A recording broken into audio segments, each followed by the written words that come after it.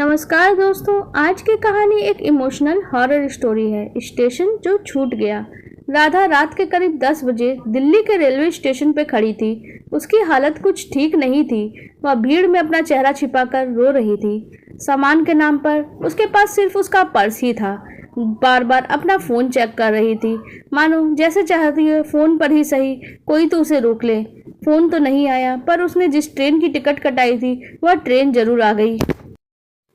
वह भारी मन से कुछ दुविधा में ट्रेन पर चढ़ती है। जब अपनी सीट पे पहुंची तो देखा पटरियों पे दौड़ती भागती रेल के अंदर दुनिया गहरी नींद में सो रही है। राधा को साइड वाला कोच मिला था, जिस पर वो इत्मीनान से बैठ गई। वह खिड़की से बाहर देखती हुई अपनी आंखों को आंसुओं से भिगा रही थी। तभी ट्रेन किसी सुनसान जगह पर रुक गई। राधा को लगा ट्रेन को कोई सिग्नल नहीं मिला होगा। कुछ देर बाद ट्रेन वापस चल पड़ी। राधा ट्रेन की गति से अपने विचारों को ही दौड़ा रही थी। तभी राधा की हमउम्र महिला राधा के ठीक सामने आके बैठ गई और बोली, आपके साथ वाली सीट मेरी ही है। राधा ने अपनी दुआसी आंखों को छुपाते हुए अपने आप को समेटा और उस महिला ने अपना परिचय दिया। मेरा नाम मीरा शर्मा है, और आपका? राधा इस संवाद को आगे नहीं बढ़ाना चाहती थी, पर शिष्टाचार निभाने के लिए उसने कहा, मेरा नाम राधा है। आप यहाँ कहाँ से चढ़ी? यहाँ स्टेशन तो नहीं था। मीरा ने जवाब दिया, मेरी ट्रेन दिल्ली से ही छूटी थी, तो मेरे कार ड्राइवर ने ड्राइव करके मुझे यहाँ छोड़ दिया। आप कहाँ जा रही हैं? राधा ने ना चाहते हुए इस संवाद का हिस्सा बनी गई और उसने जवाब दिया, जी मैं मथुरा अपने मायके जा रही हूँ। और आप? मीरा बोली, अरे अब तो ये ट्रेन ही मेरा घर है, मेरा आना जाना तो लगा रहता है। हाँ, पर जाना तो मुझे वैसे भी मथुरा ही है। अब दोनों काफ़ी बातें करने लगी।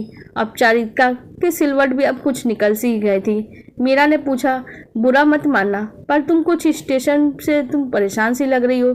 चाहो तो हम बात कर सकते हैं, वैसे भी मथुरा आने में अभी काफ़ी समय है। राधा कुछ असहज सी हो गई, पर मीरा से उसे बात करना चाहती थी। अब क्या बताऊं, मैं और सागर 2 साल पहले लव मैरिज की थी हमने।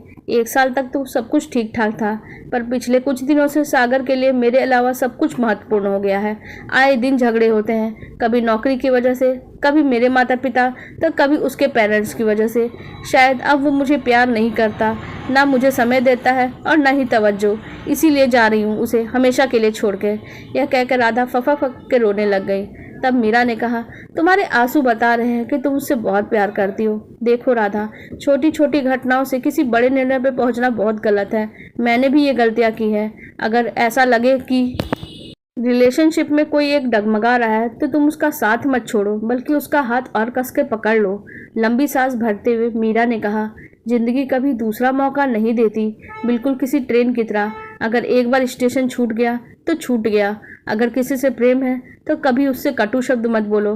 क्या पता वो आपके साथ आखिरी शब्द हो उसके, ये जिंदगी भर एक कटु स्मृति बनकर रह जाए। आप जिससे प्रेम करते हैं वो आपके पास है, आपके साथ है, यही सबसे ज़्यादा महत्वपूर्ण है। वापस जाओ, अपने प्रेम को अपनी बाहों में भर लो। कहीं ऐसा ना हो समय निकल जाए और तुम चाह कर भी अपने प्रेम के पास वापस ना लौट पाओ।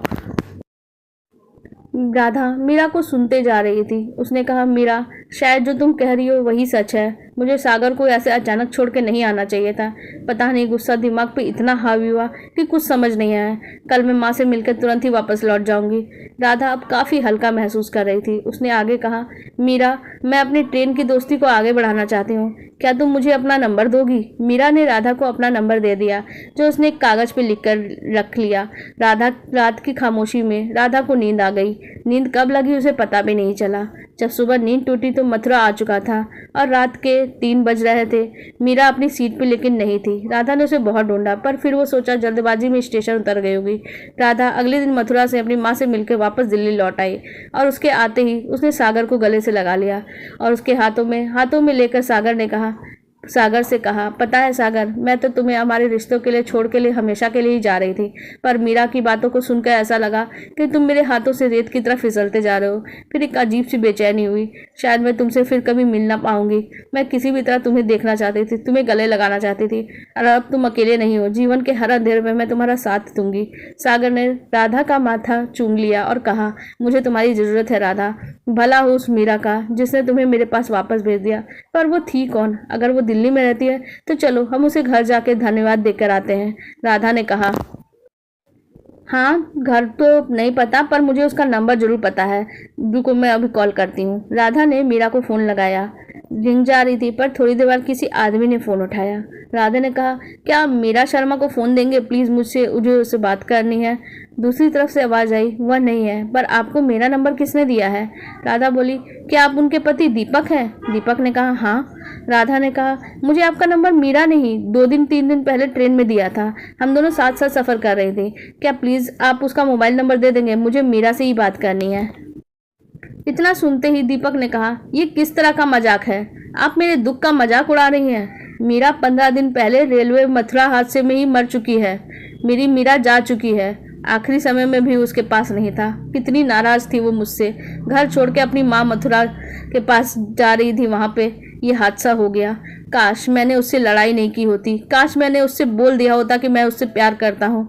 मुझे मीरा की बहुत ज़रूरत महसूस होती है। इतना सुनना था कि राधा के हाथों से फ़ोन छूट गया और आंखों से आंसू बिल्कुल निरंतर बहे जा रहे थे। उसे बस याद था तो वही आखिरी शब्द जो मीरा ने कहे थे, जिंदगी राधा, जिंदगी दूसरा मौका नहीं देती। बिल्कुल रेल की तरह होती है जिंदगी।